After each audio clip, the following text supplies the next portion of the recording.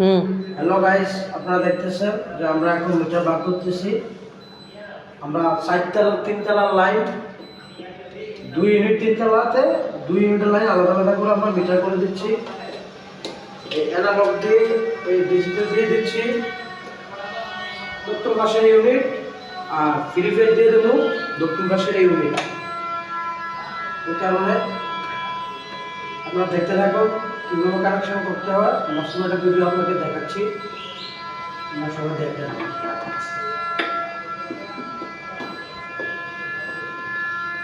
এটা হলো circuit breaker. এটাতে আপনারা সময় নিউট্রাল ফেজ ইউজ করবেন। যদি দুটো এসি বা 5টা 6টা ফ্যান চলে, ধরুন লাইট চলে, 2টা 3টা ফ্রিজ চলে, একটা মোটর চলে, তাহলে আপনারা এটা 63 এম্পিয়ার দিবেন। আর যদি কম লোড হয় তাহলে আমরা এটা 40 এম্পিয়ার দিবেন। নাহলে লোড